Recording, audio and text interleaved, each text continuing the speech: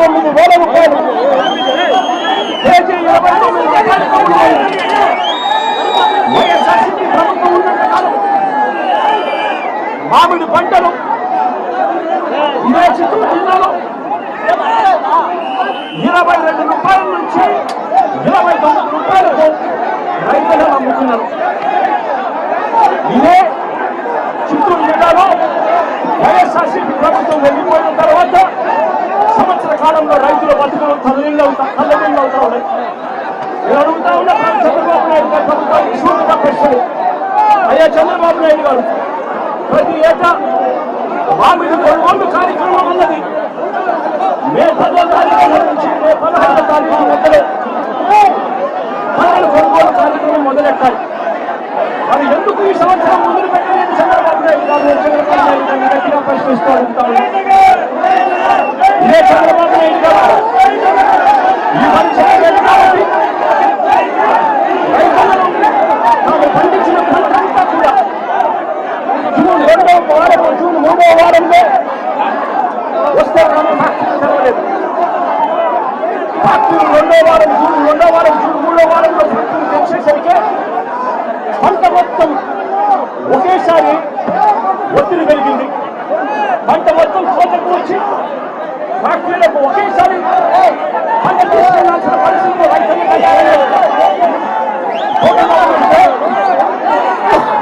పంట కుండిపోయే పరిస్థితి కనిపిస్తా ఉంది. కాబట్టి రైతులను ఏం చేయాలో దిక్కుదోచక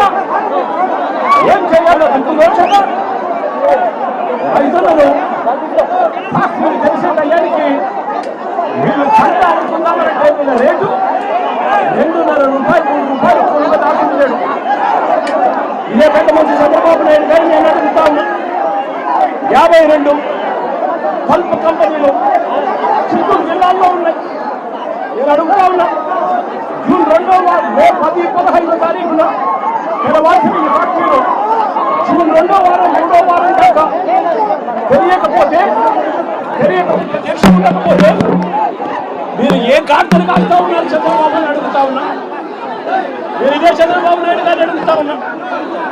ఎంతమంది రైతులకు ఈ ఫ్యాక్టరీలు 8 రూపాయలు మీరు చెప్పినట్టుగా ఎంతమంది రైతులకు ఈ ఫ్యాక్టరీలు కిలో 8 రూపాయలకు వచ్చి కొనుగోలు చేశారు అని అడుగుతా ఉన్నా.